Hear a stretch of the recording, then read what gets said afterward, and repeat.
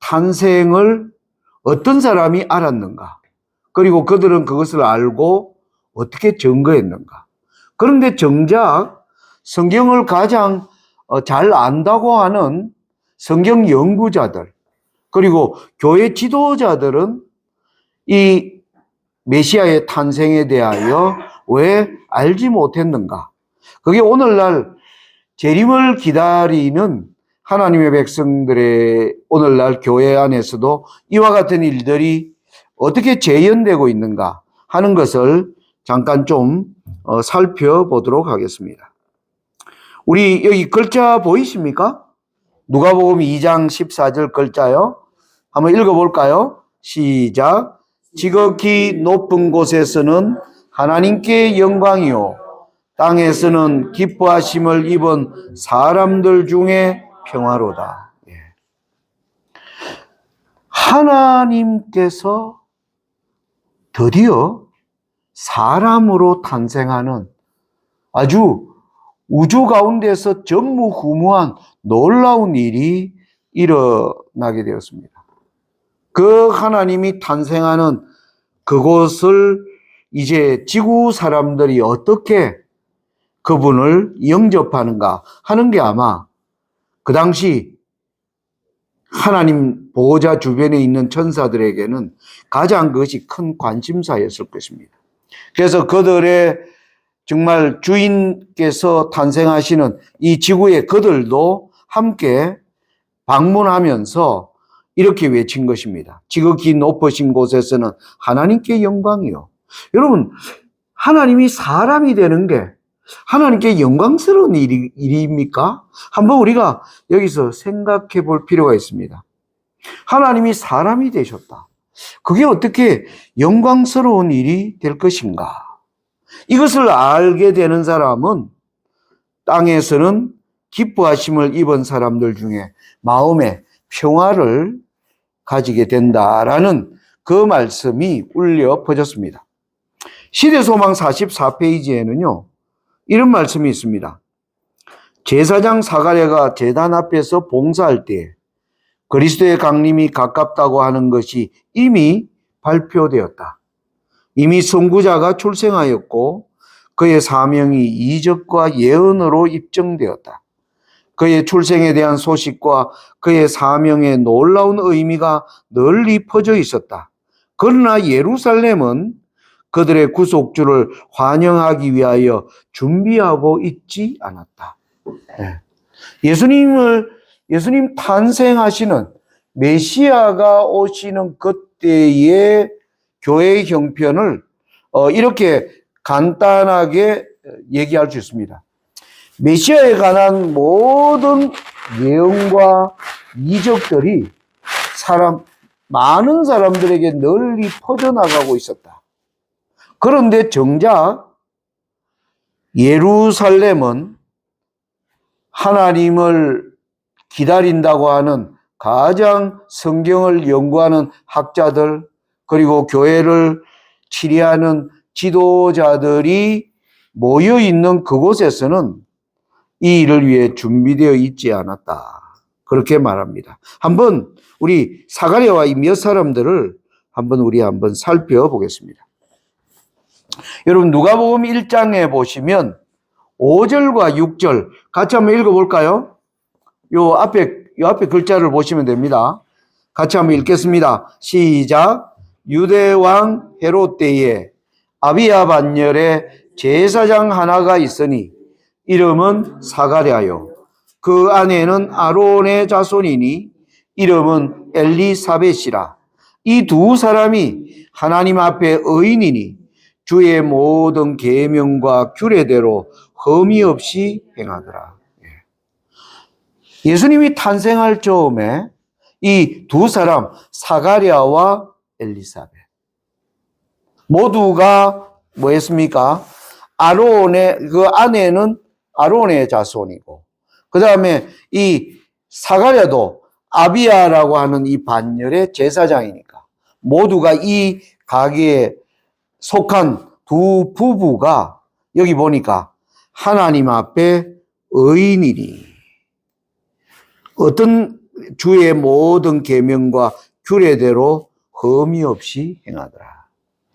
여기 이후의 내용에 보면 여러분 사가랴가 이제 성전에서 봉사할 때가 되었을 때, 여러분 예루살렘의 성전 봉사는 24반차로 되어 있습니다. 24반차. 반차라는 게 차례예요.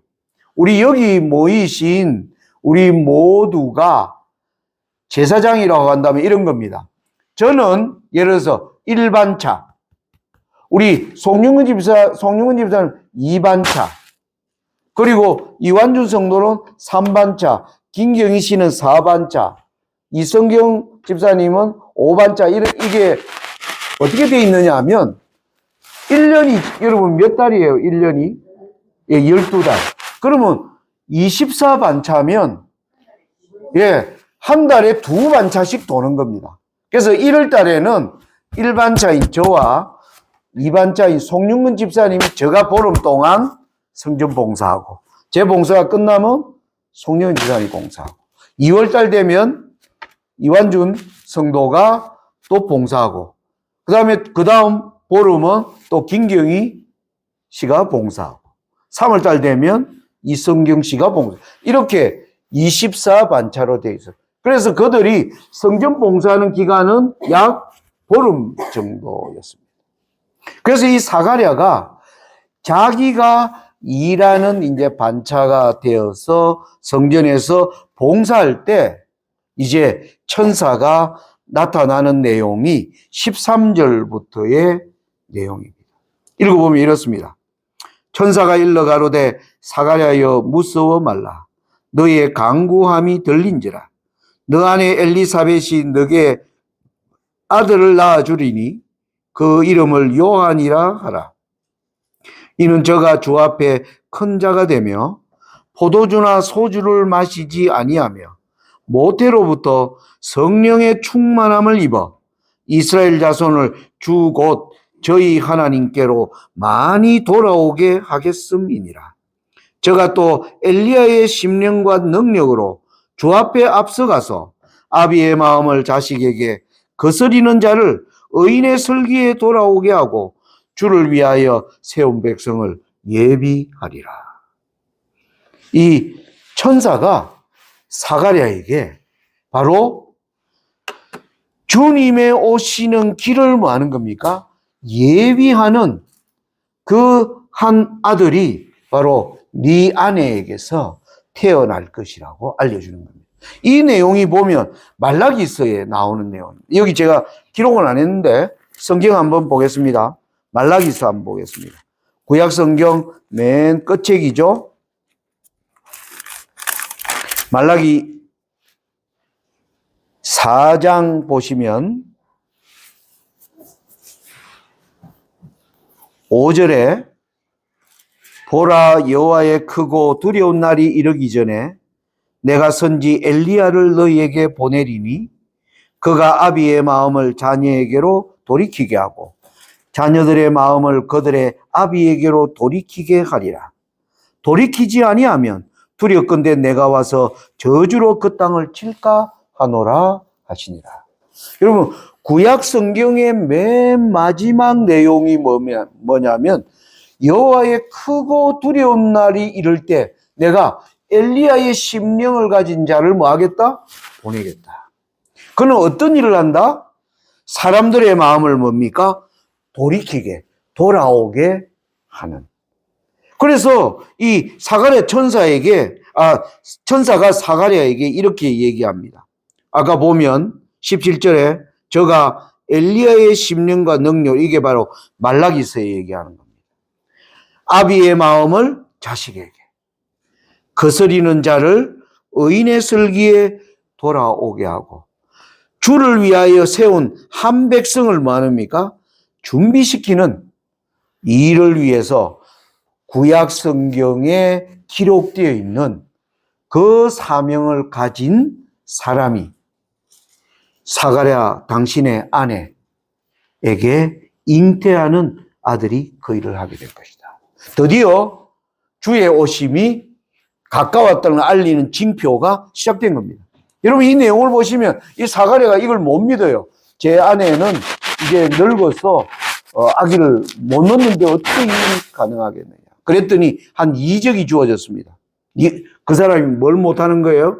말을 못하게 하고 아이가 태어날 때까지 이제 벙어리처럼 지내는 이 일이 일어난 이후에 여러분 누가복음 1장 67절로 가면 드디어 이 사가랴의 입이 열립니다. 아기가 태어난 겁니다. 그래서 이 사가랴의 닫혔던 입이 열리면서 하는 첫 말이 이겁니다. 67절에 거붙인 사가랴가 성령의 충만함을 입어 예언하여 가로되 우리를 위하여 구원의 뿔을 그 종 다윗의 집에 일으키셨으니 이것은 주께서 예로부터 거룩한 선지자의 입으로 말씀하신 바와 같이 우리 조상을 긍휼히 여기시며 그 거룩한 언약을 기억하셨으니 곧 우리 조상 아브라함에게 맹세하신 맹세라. 76절 이 아이여 너가 지극히 높으신 이의 선지자라 일컬음을 받고 주 앞에 앞서가서 거기를 예비하여 주의 백성에게 그 죄 사함으로 말미암는 구원을 알게 하리니 이는 우리 하나님의 긍휼을 인함이라. 이로써 돋는 해가 위로부터 우리에게 임하여 어두움과 죽음의 그늘에 앉은 자에게 비치고 우리 발을 평강의 길로 인도하시리로다 하니라. 여러분 그 당시에 신실한 자들은 하나님이 아브라함으로 약속하시고 그 후에 구약의 수많은 선지자들을 통하여 약속하신 그 일에 대하여 그들이 뭡니까? 이해하고 있었다는 겁니다. 그게 아주 중요합니다. 그것을 이해하면서 그 때를 위하여 하나님의 말씀의 규례대로 살아온 사람에게 하나님의 뭡니까? 놀라운 기쁜 소식이 그들에게 전달된다고 하는 것입니다. 우리가 지금 이제는 여러분들이 이제 아마 자녀들에게 주변 사람들에게 이런 내년에 일어나는 이런 일들을 여러분들이 성경을 보여주면서 여기에 예언되어 있는 이런 일들이 지금 일어나고 있다. 여러분들이 아마 말씀하실 때가 분명히 이르러 올 것입니다. 여러분들이 이 사가랴처럼 나는 늙어서 할 수 없는데 그런 말 하시지 마시기 바랍니다. 열심히 하나님의 말씀에 열심히 배우고 그 진리 안에 거하게 되면 입이 열리면서 성령께서 뭡니까? 사가랴를 통하여 이러한 말씀을 뭐 하는 겁니까? 증거하게 하시는 것을 볼 수 있습니다. 그러니까 예수님의 탄생과 그리고 그것을 예비하는 사역들이 어디요? 일반 국민들에게는 신실한 자들에게는 뭐 하고 있었다? 계속 전달되고 있었다라는 것입니다. 또 하나 여러분들이 봐야 될 중요한 여자가 또 한 명 있습니다. 누가복음 2장에 보면 이 나오는 내용인데요. 36절부터 38절까지 같이 한번 읽어볼까요? 여기 봐야 글자가 같습니다. 우리 한 집사님이 이 글자 보이세요? 예. 그러면 같이 한번 천천히 읽어보겠습니다. 시작. 또 아셀 지파 선지자가 있어 나의 매우 늙었노라. 그가 출가한 7해 동안 남편과 함께 살다가 가보는 일이 83살이랍니다. 이 사람이 성전을 떠나지 아니하고 주야에 금식하며 기도함으로 섬기더니 마침 이때에 나와서 하나님께 감사하고 예루살렘의 구속됨을 바라는 온 사람에게 이 자리에 대하여 말합니다. 예, 여러분 이 안나라고 하는 여자가요, 우리 나이를 한번 따져봅시다. 결혼해가지고요 7년 동안 남편과 살았어요. 결혼을 몇 살에 했는지는 안 나옵니다. 자, 그런데 아무튼 결혼하고 7년과 살다가 지금 과부된 지 몇 년 됐어요? 84년. 그러면 결혼한 지 몇 년 된 겁니까? 결혼한 때로 보면 91년 된 겁니다. 그러면 결혼을 9살에 했다 하더라도 나이가 어떻게 되는 거예요? 예, 100살이 되는 겁니다. 그러니까 이 여인이 뭐 한 거예요?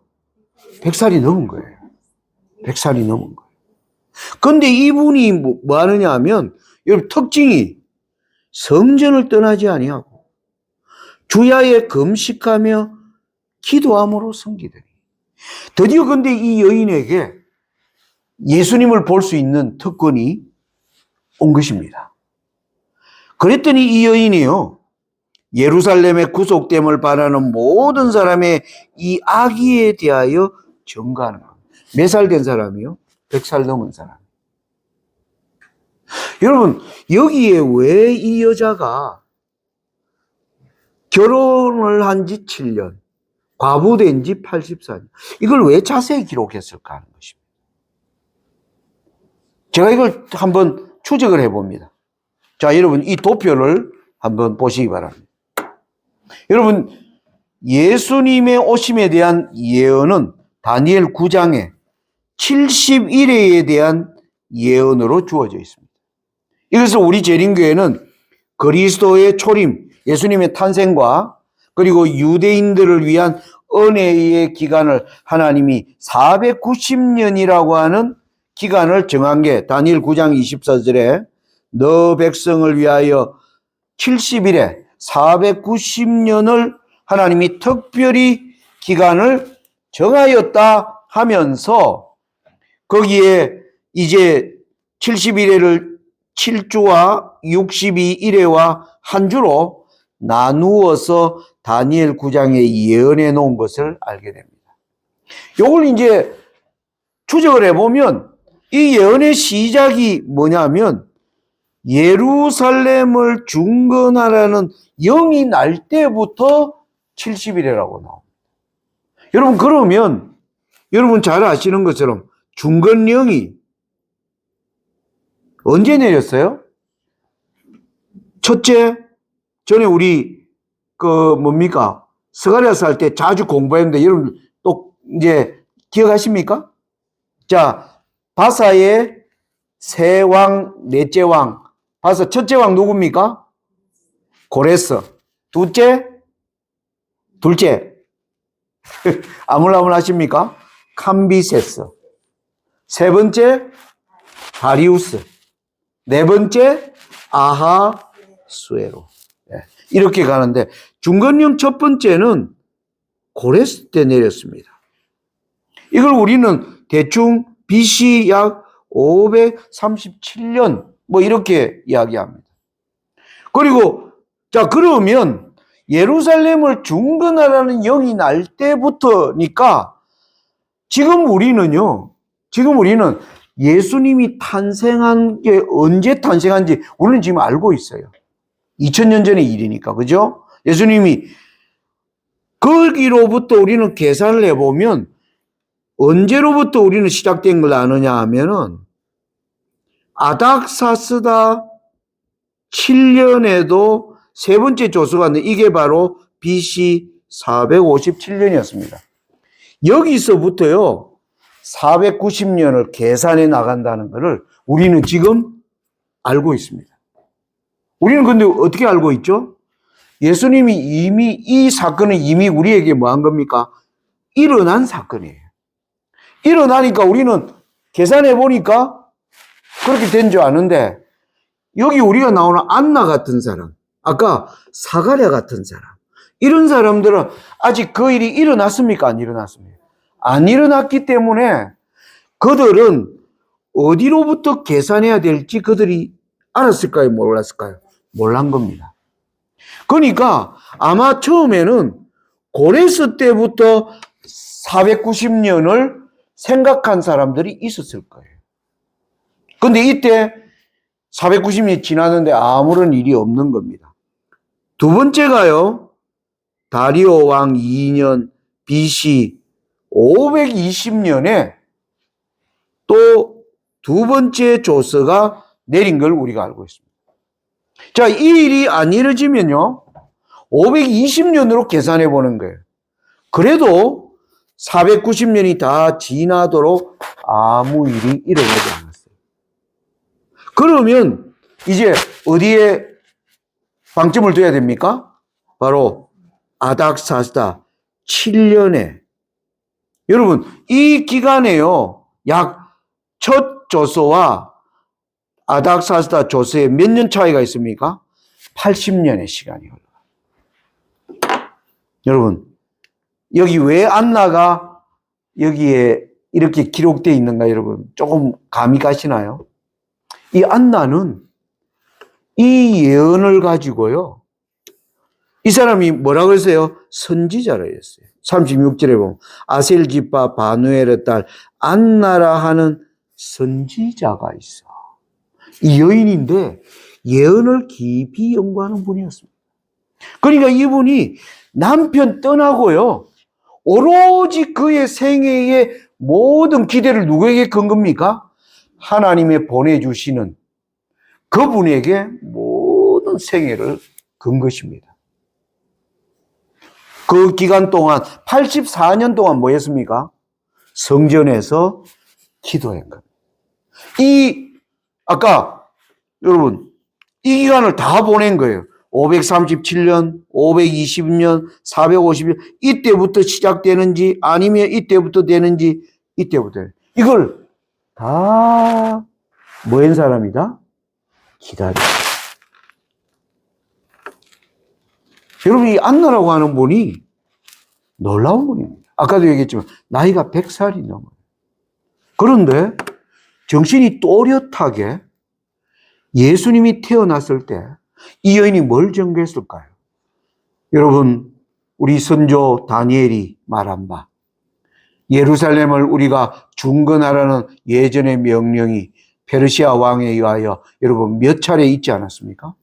그런데 마침내 하나님께서 그 예언의 시간표대로 그 때가 지금 어떻게 차 있는지를 그가 뭐 한 겁니까?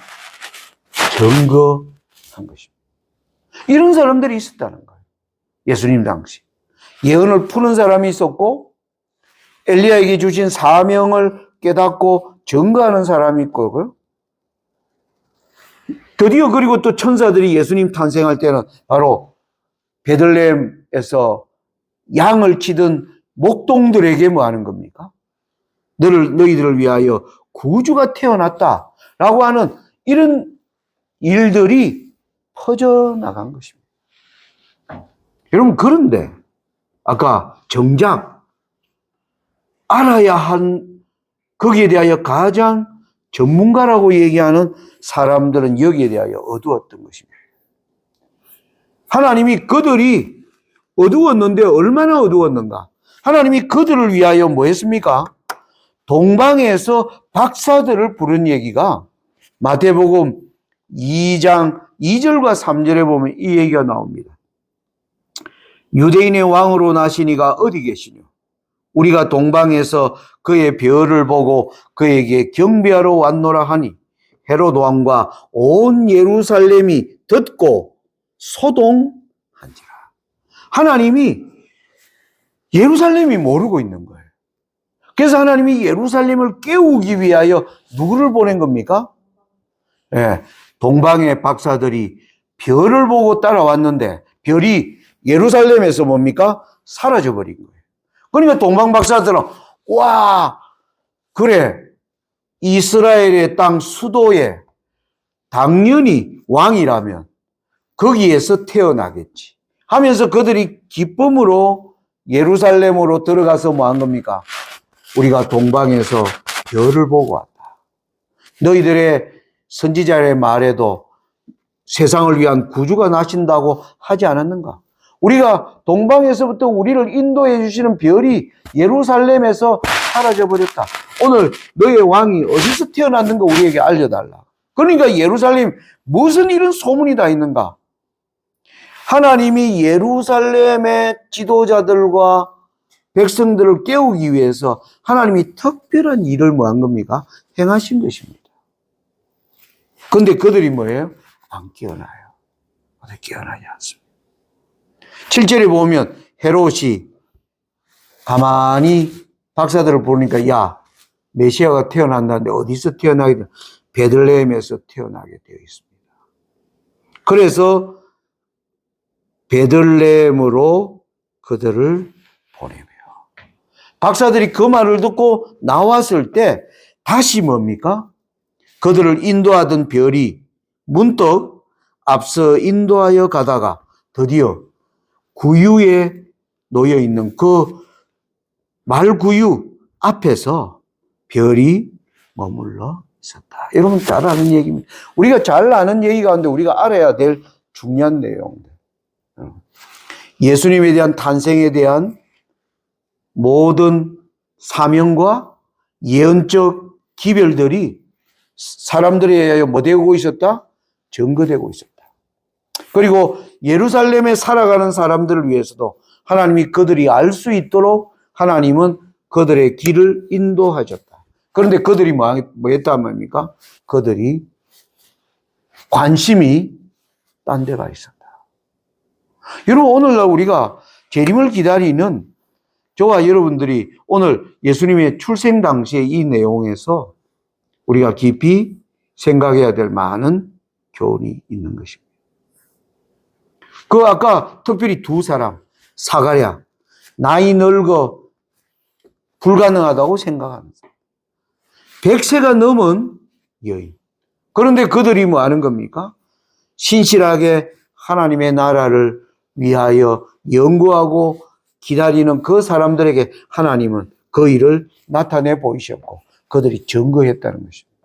오늘 여러분 2026년을 준비하면서 여러분들도 이와 같은 마음으로 우리가 살아야 할 것입니다. 할 수 없다라는 말보다는 여러분 정말 하나님이 노년에 우리가 이런 생각을 여러분 해보시기 바랍니다. 젊을 때 내가 증거하지 못했다. 젊을 때 내가 어떤 면에서 열심히 가족을 부양하느라고 내가 잘 하지를 못했다. 그리고 젊을 때 내가 이 내용에 대하여 이 기별에 대하여 잘 알지 못했다. 그래서 그냥 살아온 사람인데 근데 이제 이걸 알았는데 내가 나이가 늙었다. 근데 내가 무엇을 할 수 있으랴? 여러분 이렇게 생각하지 마시라는 거예요. 하나님이 오히려 하나님이 우리에게 그래 너 이미 늙었지만 내가 너희들에게 이것을 보여주는 것은 바로 사가랴와 안나와 같은 생각으로 우리가 뭐 해야 된다? 이 남은 시간을 살아 나가야 된다. 그럴 때 하나님께서 여러분들이 입을 열어 증거하게 하는 놀라운 때가 올 때 여러분들이 그것을 할 수 있는 준비를 잘 갖추어가는 저와 여러분들이 되기를 간절히